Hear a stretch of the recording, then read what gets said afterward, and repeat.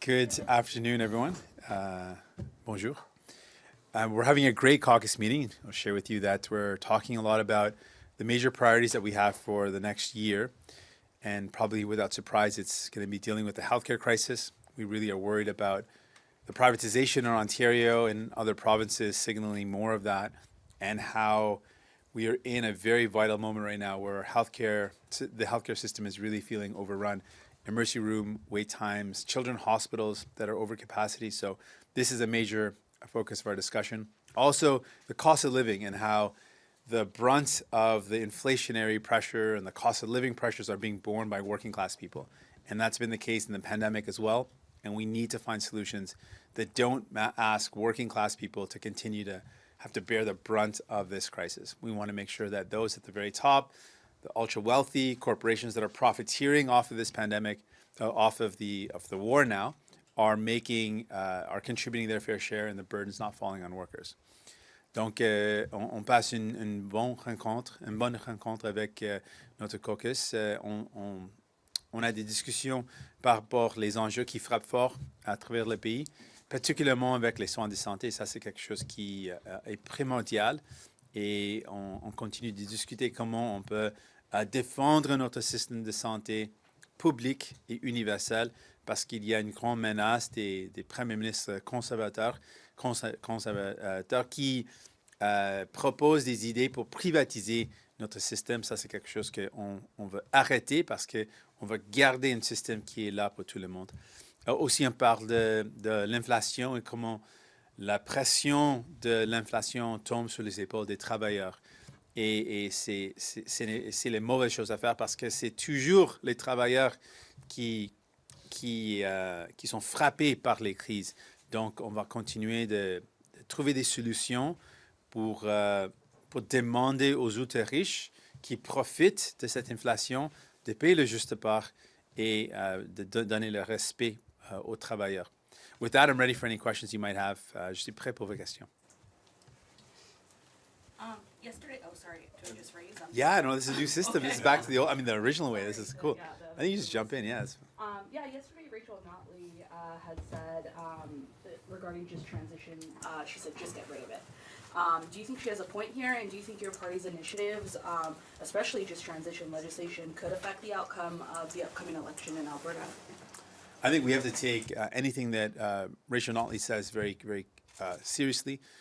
Rachel has shown that as Premier, she was a strong voice for workers. She's a defender of people. And if she's raising a concern, we should be listening very carefully. And we will. That's something we take very close to heart.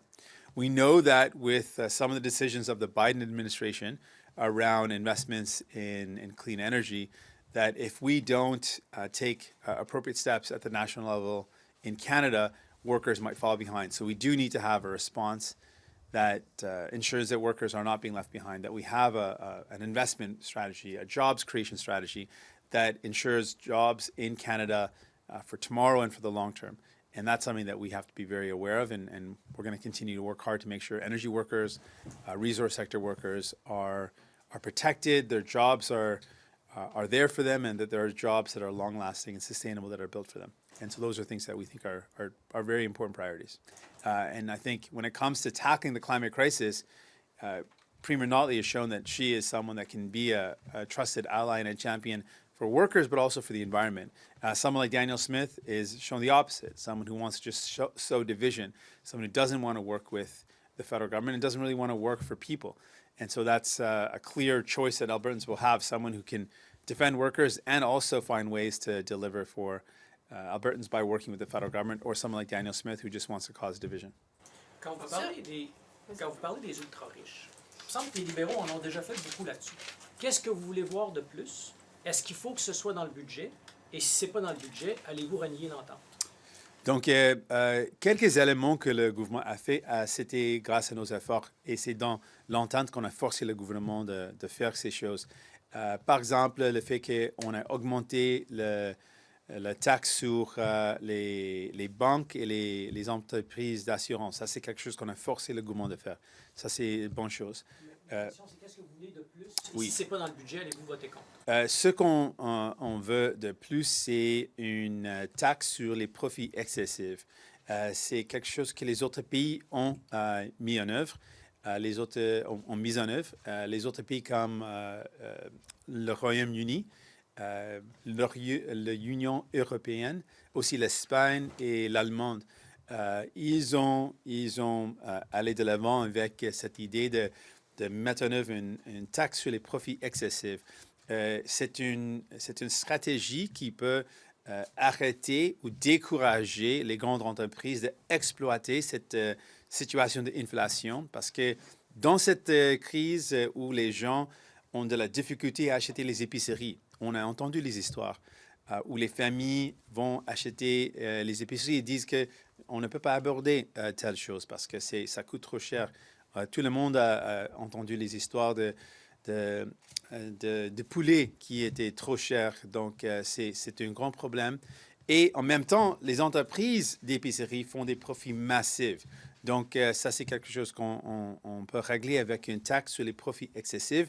Aussi avec le secteur pétrolier, un autre secteur qui gagne des profits massifs, des profits aussi records. Et les autres pays ont mis en œuvre une taxe sur leurs profits excessifs. Ça, c'est quelque chose qu'on demande. Et on va continuer de mettre la pression. On n'a pas décidé de retirer notre appui parce qu'on ne lâche pas. On continue de travailler fort. On continue de se battre pour les gens. Et si à un moment donné, ça arrive le moment où c'est clair que le gouvernement ne veut pas faire le travail nécessaire pour aider les gens, on a toujours l'option de retirer notre appui. La santé puis la place du privé en santé, vous en avez parlé un peu dans les derniers jours. Qu'est-ce que vous voudriez voir de la part du gouvernement fédéral par rapport au privé en santé? Et puis, est-ce que ça fait partie d'un point de bascule dans votre esprit sur votre entente avec les libéraux? Parce que le privé en santé, c'est pas dans votre entente avec les libéraux, ça fait pas partie des choses que vous aviez convenues avec eux. Mais est-ce que ça pourrait éventuellement être quelque chose qui coûte votre appui aux libéraux? Ou est-ce que vous n'allez pas si loin que ça? Pour nous, on est prêt d'aller assez loin possible pour défendre le système de santé public et universel.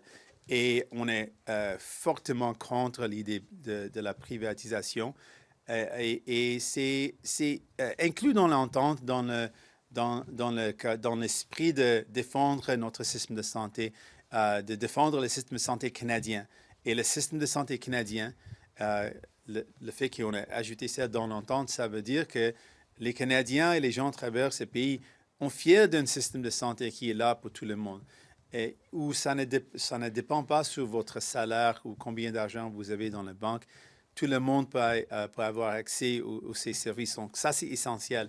Et pour nous, ça, c'est quelque chose qu'on est prêt de défendre avec tous nos outils possibles. Parce que est-ce que vous seriez prêt à retirer votre appui aux libéraux à cause du privé en santé? Puis qu'est-ce que vous voudriez qu'ils fassent pour ne pas retirer votre appui?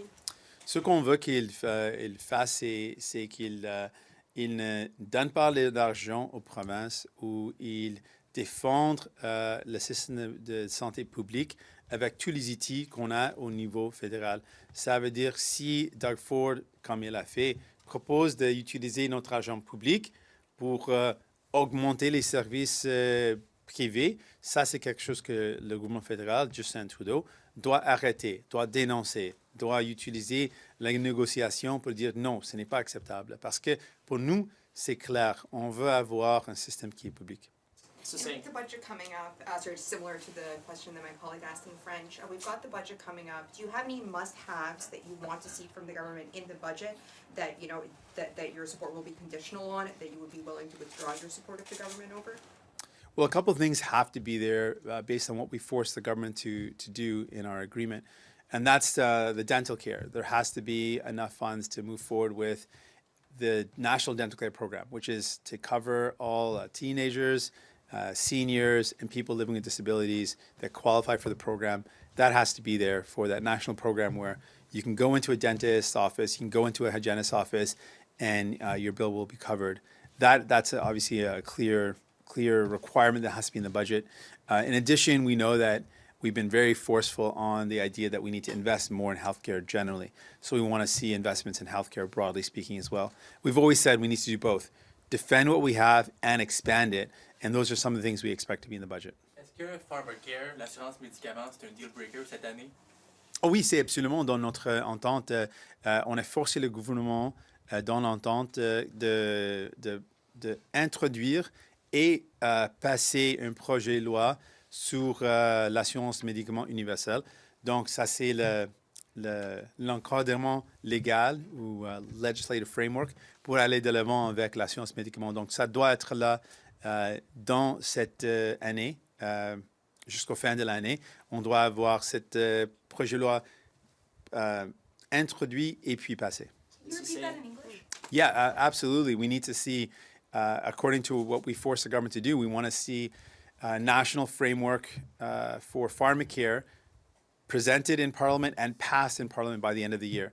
And this is the framework necessary to move forward with universal public pharmacare. And that's something that we fought for in the agreement, we negotiated, and we expect to be there. We're going to continue to fight hard to make sure that actually happens. And it is a deal breaker? Well, it's a part of our agreement, so if they didn't do that, they would be breaking the deal. In the agreement, ça parle de déposer un projet de loi, pas adopter en 2023. C'est de passer, faire passer. It's to pass it. Yeah, it's got to be passed by the end of this year. That's just one step. There's additional steps. By the next year, there has to be a bulk purchasing plan, which is to lay out how we purchase medicine in bulk. Oh, sorry, before that, there has to be a formulary covering all the medication that has to be covered. So these are the 3 steps that need to be put in place by the end of the deal. Introduit et passé, juste pour être clair, introduit et passé, sinon, Sinon, le gouvernement, ça c'est que s'il ne le fait pas, il brise les détails ou il brise les éléments de notre entente. Mr. Singh, your MPs say that the rollout, the next steps of dental care might not happen this year. Because of the issues with insurance companies, it might happen in 2024, early then. So would that be, first of all, is that acceptable? And would that be a violation of your agreement? Yes, it would be a violation of the agreement. We said that it should be delivered by the end of this year. We want to make sure that Canadians can go to the dentist and not have to worry about racking up debt to take care of their teeth. And this is a very fundamental part of our agreement. We've said very clearly we want it done by the end of this year. That's a timeline we're going to hold the government to. And the RCMP is saying that they aren't going to be implementing neck hold restraints. The public safety minister, after George Floyd, said that you are not allowed to use the carotid neck hold restraint. And now they're telling CBC that they're not going to listen to the public safety minister. Should the public safety minister push back? And if so, how? Absolutely, the public safety minister should push back. The whole point of having a system where we've got elected officials that are able to make decisions around public safety is so that we can actually enforce changes. And given the serious risk that we've seen with this type of pressure hold, it absolutely should not be used. And that was the right decision to be made. And the RCMP should follow through. And if they don't, there needs to be follow-up. Mr. Singh, is it an acceptable use of taxpayer dollars for a minister who's said to use about $90,000 out of his constituency budget to hire a PR company that specializes in restaurants, helping out restaurants and foodies, to run his constituency communications when the head of this company has a connection with his former senior policy advisor? These types of connections are absolutely problematic. The other example you heard from Minister Ng as well, hiring someone close to her as a friend. These are things that are just obviously problematic. There's a smell test that if something smells bad, you probably shouldn't do it. Sending money to close friends without a clear process in place obviously doesn't pass the smell test, is something that's problematic, should not be happening, and the elected officials should know better. Mr. Singh, you said yesterday that one of the conditions tied to healthcare funding has to be no privatization. What exactly do you mean by that? I mean, for-profit clinics already exist for certain procedure services, including dental services. So clarify exactly what you mean by no privatization. Yeah, so when it comes to our healthcare system, there's a stark difference between the existence of a public system. We already have a public healthcare system. And then opening up the door to using public money for private delivery when we already have a public system, and that public system needs to be protected versus an existing private system like dental care or dental services. That's already a private system that exists. which we can move towards a public system, which is what I ultimately want to do. I want to see all of our healthcare rolled into a public system.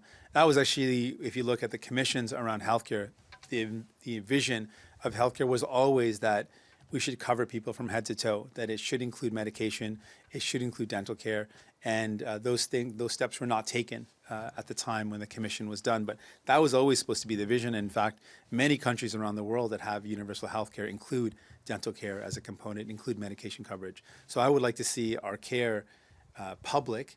We know the cost of private care is that it costs more, the quality goes down, and it will cause more delays in the public system.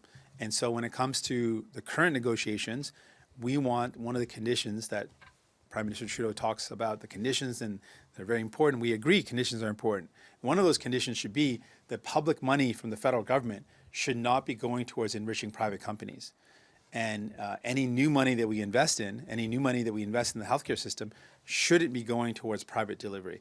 That should be a condition. And that's what I meant by those comments, and I stand by that.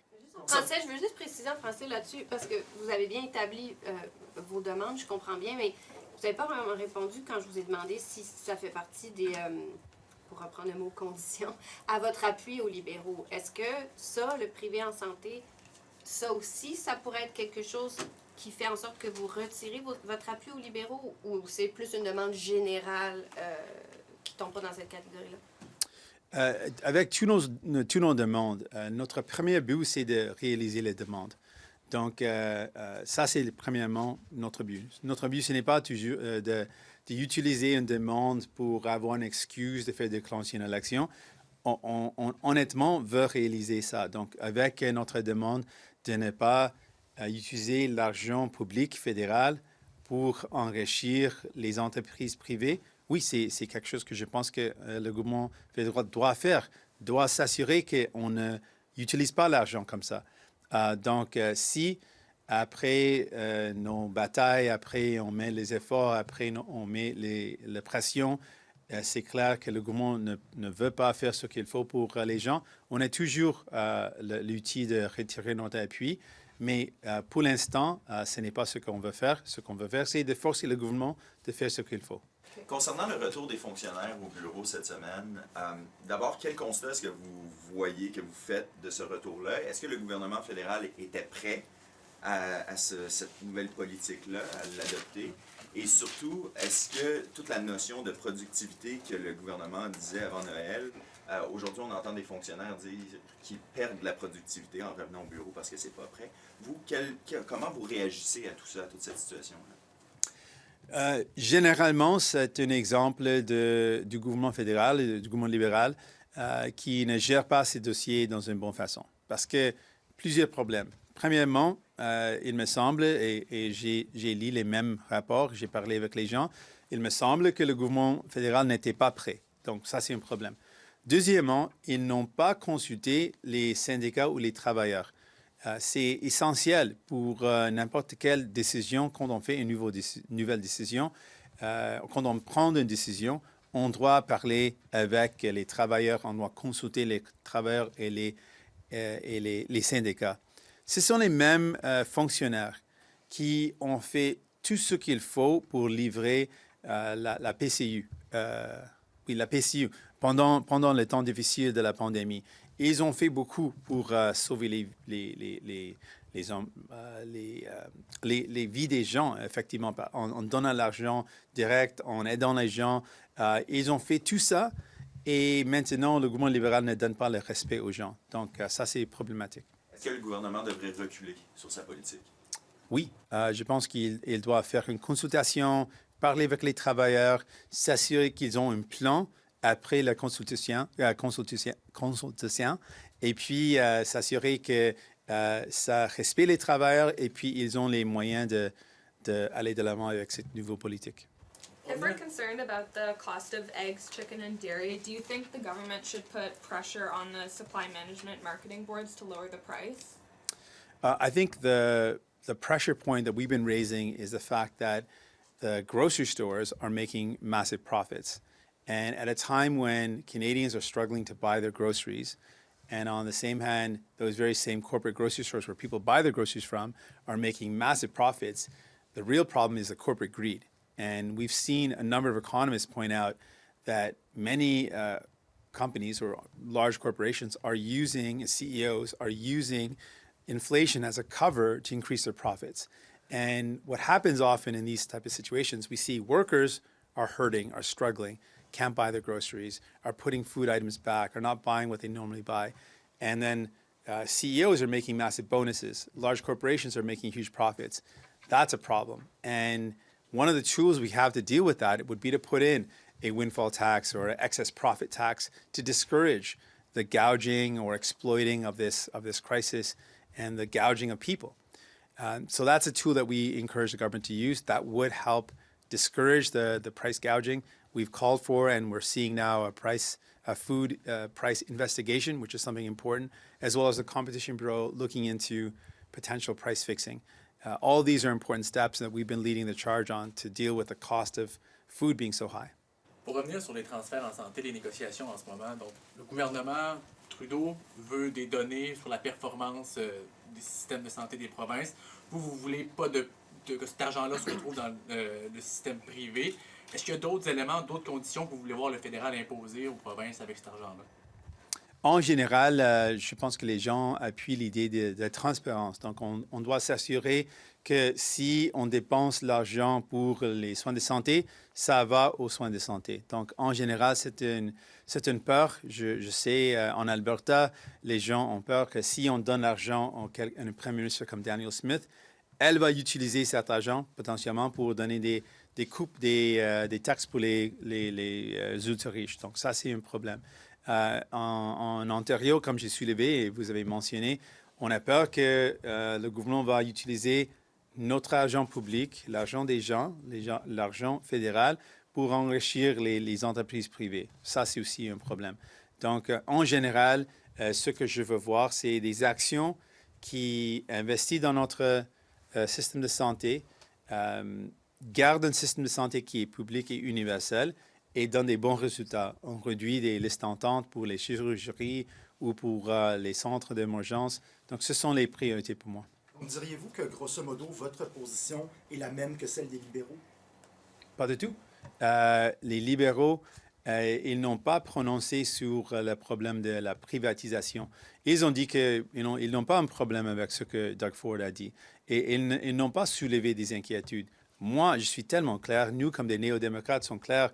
On est contre l'idée de privatisation. Et on a vu des exemples clairs de ce qui se passe avec un système à but lucratif dans nos centres de soins de longue durée. Les pires conditions étaient dans les centres de soins de longue durée à but lucratif. Et c'était horrible. Les forces canadiennes étaient choquées par ce qu'ils ont vu. Et c'est toujours le cas dans la situation de santé. Si c'est l'abus lucratif, on voit un manque de qualité, moins de travailleurs. Pour gagner ce profit, les patients souffrent. Ça, c'est le problème. What happens if the Liberals do break the deal on pharmacare? What's the next steps from your party? Would you react immediately? Would you try to renegotiate the deal? What's your party's stand on that? So it's an important question because it's our approach whenever we're confronted with a problem. Our first and foremost goal is to fix it. We want to make sure that people get the help, people get the respect. In the case of pharmacare, we want pharmacare to be achieved. So our first goal will be to fight back to make sure that we actually see that legislation passed so that we can move forward with universal pharmacare in our country so that people don't have to worry about the cost of medication. Like every other country in the world that has a healthcare system that's universal, healthcare includes medication coverage. We need to do that here as well. So that would be our first goal. But we always have the right, if the government breaks any conditions of the agreement, if they don't follow through with what we force them to agree to, we have then the power or the option of withdrawing our support. That will be something that we would determine. But the first step would be to fight hard to make sure we get the results for Canadians. And then we always have the ultimate power to withdraw our support. Mr. Singh, you know, the NDP is the party of Tommy Douglas. You believe in public access to health care. How far are you willing to go to push the Prime Minister to stop Ford from doing what he's doing, taking surgeries, putting in the public health system? are you willing to put it all on the line, put your deal on the line to stop it, to push the Prime Minister to take a harder stance and not just say, we're watching this? This is one of the most important things for us. We really believe that healthcare has to remain public. This is one of our major priorities. This is what we believe in fundamentally, and I feel Canadians also are very proud of, that we have a system that it doesn't distinguish or discriminate someone based on how much money they earn, based on their salary, based on how rich they are or how poor they are. We have a system where everyone can get care. That's the system we want to defend. We believe it has to remain public, and we know there's always pressures from those who see an opportunity to make money off the healthcare system to bring in privatization. So we are opposed to it.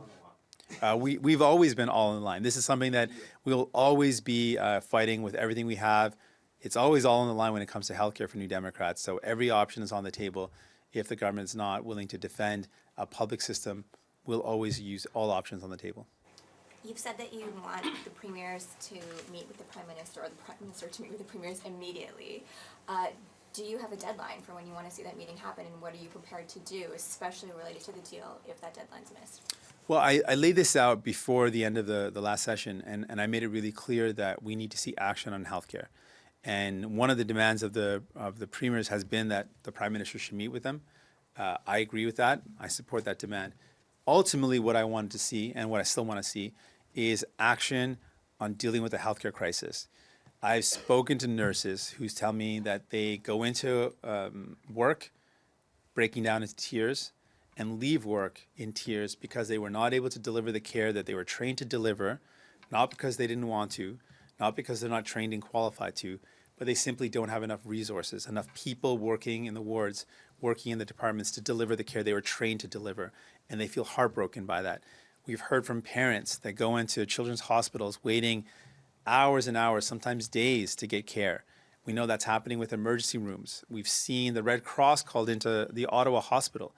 So the healthcare system is in pretty tough straits. But we know things can be better if we invested in it. We know we could turn this around. We know we can make better outcomes happen. And so that's really my goal, is what we can do now to put pressure on Prime Minister Trudeau and the Liberal government to fix this problem, to show leadership. That's really what I want to see happen. What are you prepared to do if that meeting doesn't happen? We have the power to do many things. We have the power to withdraw our support. We have the power to make things difficult for the government in Parliament. We have many options, and all those options are on the table. Est-ce qu'il y a un deadline? Pour revenir sur sa question, est-ce qu'il y a un deadline? Est-ce que vous voulez que cette rencontre-là soit absolument avant le budget, avant l'été, avant février? J'ai dit que j'appuie la demande des premiers ministres des provinces d'avoir une rencontre avec le Premier ministre, mais mon but, finalement, c'est d'améliorer la condition ou les situations dans notre système de santé. Ça, c'est le but. La rencontre, c'est important, mais plus important, c'est les actions pour régler la crise. Donc, j'ai dit immédiatement, la question tombe sur les épaules du Premier ministre. À cause de ces manques des actions, on est dans cette crise. À cause des manques de leadership fédéral, on est dans cette position. Donc, la question tombe sur les épaules du Premier ministre. Pourquoi il n'agit pas? Pourquoi il ne prend pas au sérieux cette crise? On va continuer d'utiliser notre position, de forcer le gouvernement d'agir.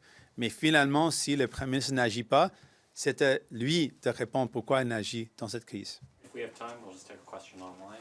Sure. Maura Forrest, if you're still there, we have a question from you. Go ahead. Yeah, I'm still here. Can you hear me? Yes. Yes. Okay. I just wanted to go back to the just transition Yeah. legislation. You said you're taking Rachel Notley's perspective very seriously, but you support the forthcoming legislation and she does not. So how do you square that circle? I mean, isn't your position essentially that she's wrong about this?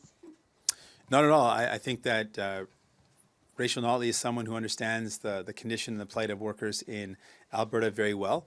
And if she's raising concerns about the way it's being framed or the way it's being raised, then we have to listen to those concerns. At the same time, we do know that energy workers are at risk right now because of decisions being made around the world. We need to put in place plans so that these workers have jobs, have opportunities, and particularly given the Biden administration's recent investments in clean tech, that creates a situation. If we don't follow suit, if we don't create opportunities in Canada, our workers will fall behind. So we absolutely need to put in place steps so that our workers are protected, our workers don't fall behind. But we have to listen to someone like Rachel Notley, who understands what people are saying on the ground, who understand the realities of workers, and that's something that we need to take into consideration with anything we move forward with. Have you spoken to her directly, and what has she said to you about this? We've had conversations, not recently on this particular topic, but in general, Rachel Notley is someone who really is passionate about making sure energy workers and workers in general in her province are protected. As a working party, I'm not surprised. We're a party of workers, and that being a focus of Rachel Notley is not surprising to me. And she has raised concerns about making sure the focus on any investment is on creating jobs and making sure that workers know that they are respected and that we want to create opportunities for more employment. And that's something that I take to heart. I have another question from Jack Huen on the line. Go ahead. Sure. Hi, Mr. Singh. It's Jack Howen from iPolitics. I wrote the story about Maple, the service that charges for doctor's visits that you referenced in a speech yesterday. Yes. I'm just wondering if you plan to speak with the government about that issue specifically, and if you'll be pressing for that loophole to be closed. Yes, we will be. And it's an example of the problem that happens with private delivery of care. One of the other problems that's raised in a similar vein by the Auditor General in Ontario is upselling.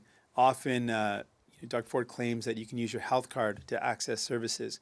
When you go into a private clinic, the patient often gets convinced that they need to buy an extra service or needs to pay out of pocket for something else recommended by the clinic, and they end up actually having to pay for care. So it's not as clean cut as Doug Ford likes people to believe that you could just pay with your health card. Upselling happens, and it happens so often that many people leave a clinic having paid out of pocket. That's a serious concern. And the Maple loophole is of course another major concern. These are things that we are going to raise with, and we have already raised with the government, that we need to fight back against this. We can't allow for more of this to happen and more privatization, which is just going to create more examples like Maple and more out-of-pocket expenses. Canadians should be able to go and get the care they need without having to go into debt, without having to spend out of pocket. We believe in a universal public system. And it's a system that we can actually build up and make stronger if we made it a priority, if we invested in it, and if we dealt with the major concern, which is a shortage of healthcare workers. That's where the emphasis and the focus has to be: hiring, training, and recruiting more frontline healthcare workers, nurses, doctors, and other healthcare workers. Thanks. I don't have a follow-up. Thanks. Last question? No pressure.